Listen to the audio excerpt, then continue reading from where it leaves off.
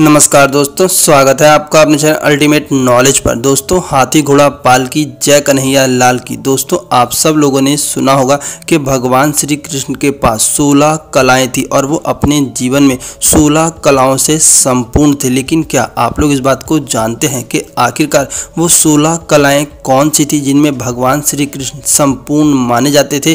तो आइए बिना किसी देरी के शुरू करते हैं आज का अपना वीडियो और जानते हैं उन 16 कलाओं के बारे में। नंबर 1, श्री। दोस्तों, श्री का अर्थ होता है धन। प्रथम कला के रूप में धन संपदा को स्थान दिया गया है।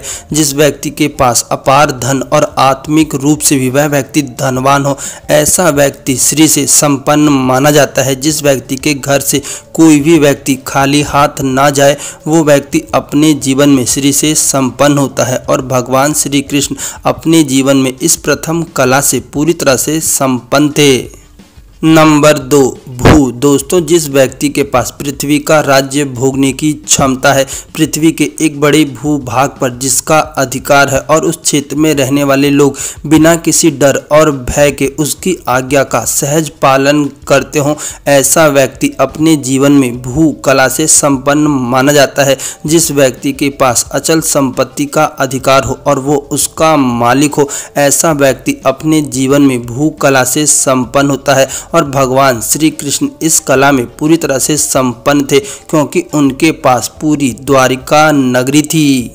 नंबर 3, कीर्ति। दोस्तों, जिसके मान सम्मान और यश कीर्ति से चारों दिशाओं गूंज उठे, ऐसा व्यक्ति अपने जीवन में कीर्ति से संपन्न माना जाता है। जिसके प्रति लोग स्वतः श्रद्धा और विश्वास रखते हों, वह व्यक्ति अपने जीवन में तीसरी कला से पूरी तरह से संपूर्ण होता है। और भगवान श्री कृष्ण अपने जीवन में इस कीर्ति से भी पूरी तरह से संपन्न थे, क्योंकि हर व्यक्ति भगवान श्री कृष्ण की स्वतः ही जय जयकार करता था। नंबर 4, इला। दोस्तों, चौथी कला का नाम है इला, जिसका अर्थ होता है मोहक वाणी। दोस्तों, ऐसा कहा जाता है कि भगवान श्री कृष्ण की वाणी इतनी मीठी और इतनी प्यारी होती थी कि क्रोधी से क्रोधी व्यक्ति भी उनकी बातें सुन करके अपनी सुध बुध खो देता था और उसके मन में भी भक्ति की भावना जाग जाती थी। जब यशोदा मैया के पास गोपियाँ शिकायत लेकर के पहुँचती थी, तब वह श्री कृष्ण की वाणी सुन करके सब कुछ भूल जाती थी और उन्हें ये भी सुध नहीं रहती थी कि वो भगवान श्री कृष्ण की शिकायत करने के लिए माता यशोदा के पास आई हैं। नंबर 5, लीला। दोस्तों, भगवान श्री कृष्ण की 5वीं कला का नाम है लीला। लीला का अर्थ होता है आनंद। भगवान श्री कृष्ण को लीलाधर के नाम से भी जाना जाता है, क्योंकि उनकी बाल लीलाओं से लेकर के जीवन की घटना रोचक और मोहक होती है। इनकी लीला करने वाली कथाओं को सुन करके कामी व्यक्ति भी अपने जीवन में भावुक और विरक्त हो जाता है। नंबर 6, कांति। दोस्तों, ऐसा कहा जाता है कि जिस व्यक्ति का मुखमंडल आकर्षक और मोहक हो, जिस व्यक्ति के मुखमंडल को देख करके क्रोधी से क्रोधी व्यक्ति भी अपने गुस्से का त्याग कर दे, ऐसा व्यक्ति अपने जीवन में कांति कला से संपूर्ण होता है। और भगवान श्री कृष्ण अपने जीवन में इस कला से पूरी तरह से संपूर्ण थे। भगवान श्री कृष्ण का मुखमंडल इतना आकर्षित और इतना प्यारा था कि गोपियाँ भी उनके मुखमंडल को देख करके सब कुछ भूल जाती थी। जो व्यक्ति एक बार भगवान श्री कृष्ण को देखता था, वो बस भगवान श्री कृष्ण को ही देखना चाहता था। उनके मुखमंडल पर इतना तेज था कि हर व्यक्ति उनके मुखमंडल को देख करके आकर्षित हो जाता था। नंबर 7, विद्या। दोस्तों, भगवान श्री कृष्ण वेद वेदांग के साथ ही संगीत कला में भी पूरी तरह से पारंगत थे। राजनीति एवं कूटनीति भी भगवान श्री कृष्ण ने अपने जीवन में अच्छे से सीखी थी और इसी कला का नाम विद्या है। और भगवान श्री कृष्ण अपने जीवन में विद्या से पूरी तरह से संपूर्ण थे।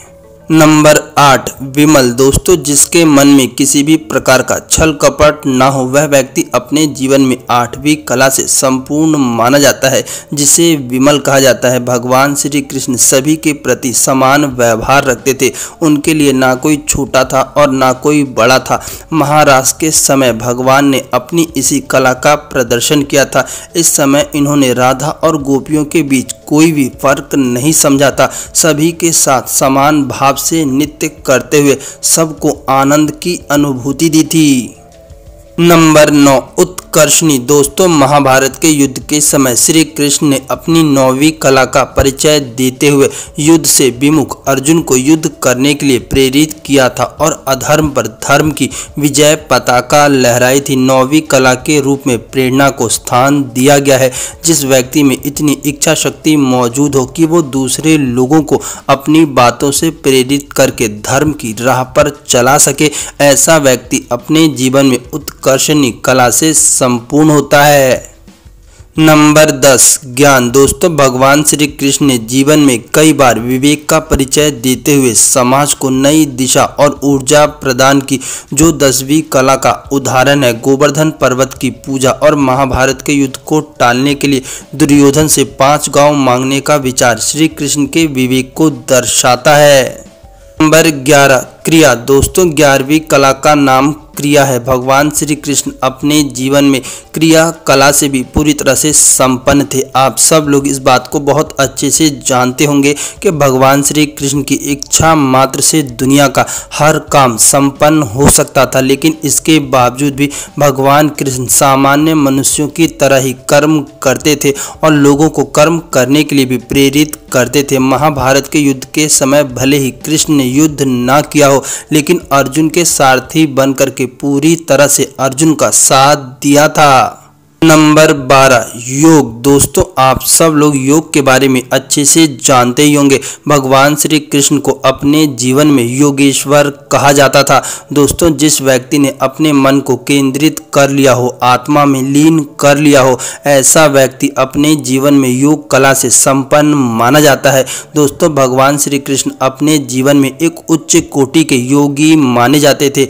अपने योग के बल पर ही भगवान श्री कृष्ण ने माता के गर्भ में पल रहे परीक्षित की ब्रह्मास्त्र से रक्षा की थी, जिसके कारण से भगवान श्री कृष्ण ने मृत गुरु पुत्र को पुनः जीवन प्रदान किया था।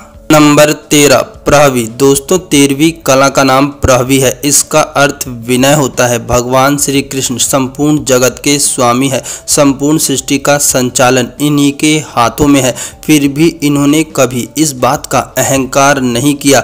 गरीब सुदामा को मित्र बना करके छाती से लगाया। महाभारत युद्ध में विजय के प्राप्त सारा श्रेय पांडवों को दिया। दोस्तों, भगवान श्री कृष्ण अपने जीवन में सभी विद्याओं से पारंगत होते हुए भी इन्होंने अपने ज्ञान का सारा श्रेय अपने गुरु को दिया। नंबर 14, सत्य। भगवान श्री कृष्ण की 14वीं कला का नाम सत्य है। श्री कृष्ण कटु सत्य बोलने से भी परहेज नहीं रखते और धर्म की रक्षा के लिए सत्य को परिभाषित करना भी जानते हैं। भगवान श्री कृष्ण में सत्य की कला भी पूरी तरह से मौजूद थी। जब शिशुपाल की माता ने कृष्ण से पूछा कि शिशुपाल का वध क्या तुम्हारे हाथों ही होगा, तब भगवान श्री कृष्ण ने निसंकोच होकर के यह कह दिया कि यह तो विधि का विधान है और मुझे ऐसा करना पड़ेगा। रिश्तों की डोर में बंधे होते हुए भी श्री कृष्ण ने झूठ नहीं बोला।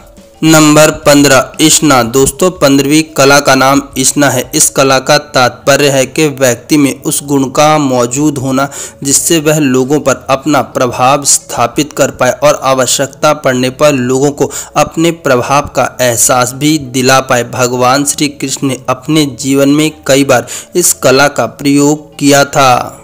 नंबर 16, अनुग्रह। बिना प्रत्युकार की भावना से लोगों का उपकार करना, यह 16वीं कला है। भगवान श्री कृष्ण को कभी भी भक्तों से कुछ पाने की उम्मीद नहीं रखते थे, लेकिन जो भी भक्त भगवान के पास इनका बन करके आता था वह अपने भक्त की सभी मनोकामनाओं को पूरी करते थे। दोस्तों, यह भगवान श्री कृष्ण में मौजूद 16 कलाएं थी। अगर आप लोगों को वीडियो अच्छी लगी हो तब आप लोग इस वीडियो को एक लाइक करके इसे अपने दोस्तों के साथ शेयर कर सकते हैं और कमेंट में जय जय श्री राधे राधे लिख सकते हैं।